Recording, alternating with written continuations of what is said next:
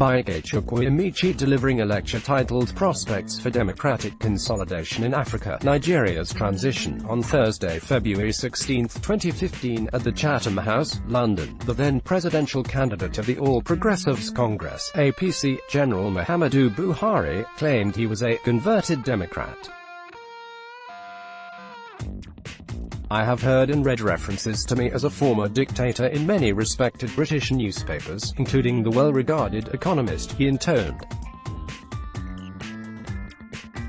"Let me say without sounding defensive that dictatorship goes with military rule, though some might be less dictatorial than others. I take responsibility for whatever happened under my watch." But he claimed that was in his earlier incarnation. He has morphed into a new being. "I cannot change the past. But I can change the present and the future." So, before you is a former military ruler and a converted Democrat who is ready to operate under democratic norms. Thunderous applause. The applause was thunderous. Buhari claimed, without providing any proof other than the fragile reed of contesting 3 presidential elections, the results of which he repudiated because he lost that global watershed, such as the fall of the Berlin Wall in 1989, the dissolution of the USSR in 1991, the collapse of communism and the end of the Cold War, convinced him that democracy as a system of government was unassailable. The international community was sucked into the fantasy and vigorously promoted his candidacy. 3 years after taking oath of office, the ululation has quietened and many are scratching their heads for answers, which is a surprise. Did Nigerians actually believe Buhari's self-proclaimed Damascene moment? Isn't it said that an old woman is never old when it comes to the dance she knows, that old habits die hard? Anyone who fell for Buhari's Damascus Road yarn obviously did not reckon with the Igbo adage that says no one learns how to be left-handed in old age. But there are some people who also argue that it was good Nigerians believed candidate Buhari's shaggy dog story. If not, he would have most conveniently toppled Chief Obafemi Awolowo from his perch as best president Nigeria never had. The president can no longer lay any claim now or in the future to being the country's messiah because, to borrow a cliché, the taste of the pudding is in the eating, and in 3 years Nigerians have had a mouthful of the president's dessert. What the Buhari presidency is doing is a norm-bursting power play that is endangering our democracy because it takes more than contesting elections to be a Democrat. When the presidency whimsically ignores court orders and dissenting voices are hounded by security agents, it sets a new democracy low.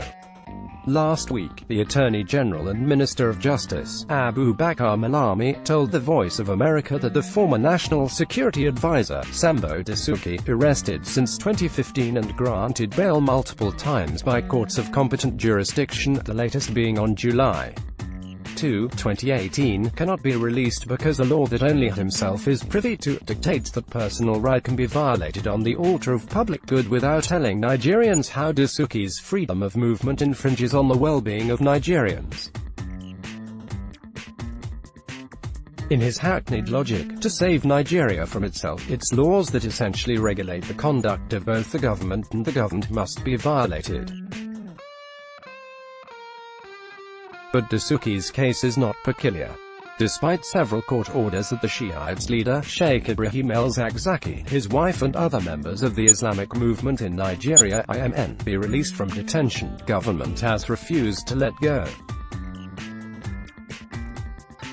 Buhari is taking Nigeria down the path of tyranny. He has no respect for the judiciary and is highly contemptuous of the legislature. Egged on by duplicitous hangers-on, he holds the grandiose, but patently erroneous belief that in a democracy only he should rule Nigeria.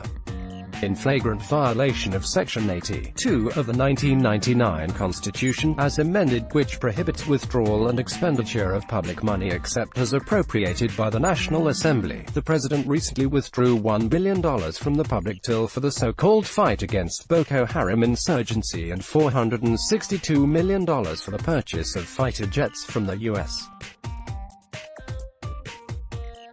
without National Assembly's authorization.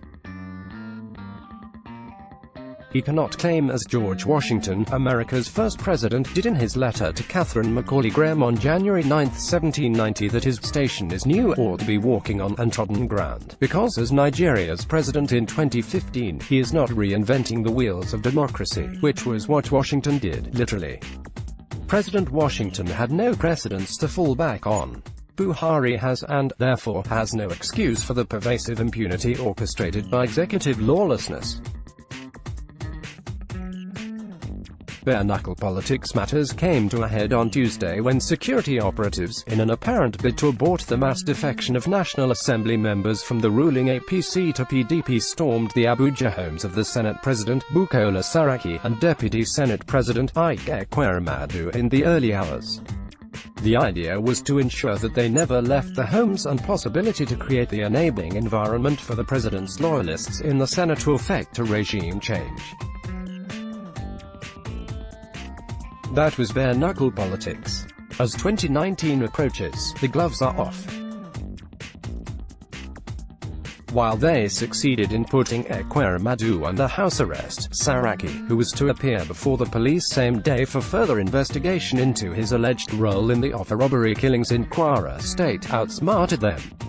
Expectedly, both the presidency and the police have denied any complicity.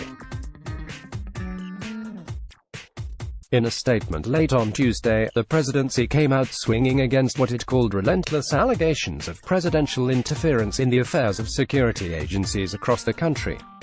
It is odd, strange and bizarre that while ordinary citizens can be called up to answer questions or be interrogated, the VIP cannot be questioned without the annoying insinuations of partisanship, persecution or outright politicization, the presidential spokesman, Garba Shehu, said.